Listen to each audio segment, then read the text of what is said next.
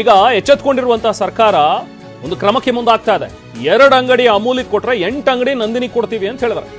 8 ಕಡೆ KMFಗೆ ನಾವು ಮಳಿಗೆ ಕೊಡ್ತೀವಿ ಅನ್ನುವಂಥದ್ದನ್ನ ಡಿ ಕೆ ಶಿವಕುಮಾರ್ ಈಗ ಹೇಳಿದ್ದಾರೆ. ಬೆಂಗಳೂರಿನಲ್ಲಿ ಮಾತನಾಡಿದಂತಹ DCM ಡಿ ಕೆ ಶಿವಕುಮಾರ್ ಹೇಳಿಕೆ ಕೊಟ್ಟಿದ್ದಾರೆ. BMRCL ಅವರು ಗ್ಲೋಬಲ್ ಟೆಂಡರ್ ಕರೆದಿದ್ರು. ಸೊ ಹಂಗಾಗಿ 10 ಕಡೆ ಅಂಗಡಿ ಬೇಕು ಅಂತ ಅಮೂಲ್ ಅರ್ಜಿ ಹಾಕಿತ್ತು. ಆದ್ರೆ ನಾವು ಈಗ KMF ಅವರಿಗೆ ಅರ್ಜಿ ಹಾಕೋದಕ್ಕೆ ಹೇಳಿದೀವಿ. ಆಯಾ ಜಿಲ್ಲೆಗಳಿಂದ ಈಗ KMF ನಿಂದಲೂ ಕೂಡ ಒಂದು ಅರ್ಜಿ ಹಾಕಿ ಅಂತ.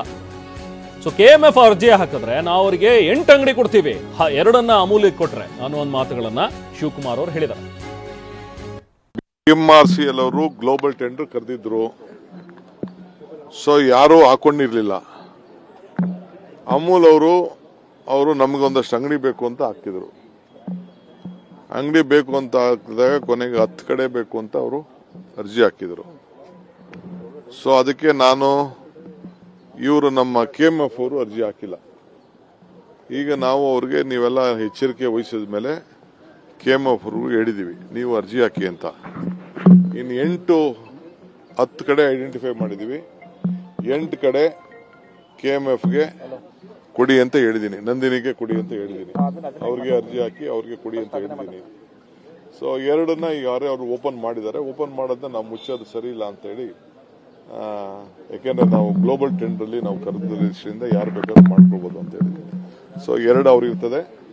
ನಾವು 8 KMFಗೆ ನಂದಿನಿಯವರು ನೀವು ಓಪನ್ ಮಾಡ್ಕೊಳ್ಳಿ ಅಂತ ಅವ್ರಿಗೆ ಡೈರೆಕ್ಷನ್ಸ್ ಕೊಟ್ಟಿದ್ದೀವಿ. Number 1 fair enough. ಈಗ ನಂದಿನಿಗೆ ನಾವು ಅವಕಾಶವನ್ನು ಕೊಟ್ಟಿದ್ದೀವಿ ಅನ್ನುವಂಥದ್ದನ್ನ ಶಿವಕುಮಾರ್ ಅವರು ಹೇಳ್ತಾ ಇದ್ದಾರೆ. ಹಾಗೆ ಇದಕ್ಕೆ ಸಂಬಂಧಪಟ್ಟಂತೆ ಸಚಿವರು ರಾಮಲಿಂಗಾರೆಡ್ಡಿ ಅವರು ಕೂಡ ಮಾತಾಡಿದ್ದಾರೆ. ನಂದಿನಿಗೆ BMRCL ಅವಕಾಶವನ್ನ ಕೊಡಬೇಕು, ನಮ್ಮ ಬೆಂಬಲ ಇರೋದು ನಂದಿನಿಗೇನೆ ಅನ್ನುವಂಥ ಒಂದು ಮಾತುಗಳನ್ನ ಹೇಳಿದ್ದಾರೆ.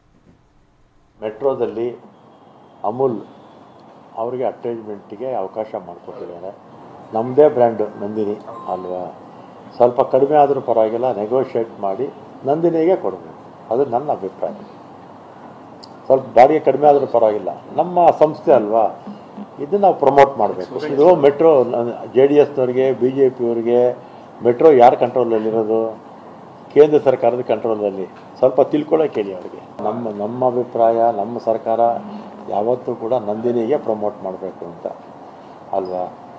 ಇವ್ರು ಕಾಮೆಂಟ್ ಮಾಡ್ತಾರೆ BJPಯವರು JDS ಅವರು. ಮೆಟ್ರೋ ಯಾರ ಕಂಟ್ರೋಲಲ್ಲಿದೆ ಅನ್ನೋದು ಫಸ್ಟ್ ಅರ್ಥ ಮಾಡ್ಕೊಂಡಿರೋದು. ನಮ್ಮ ಸರ್ಕಾರ ನಂದಿನಿ ಪರ.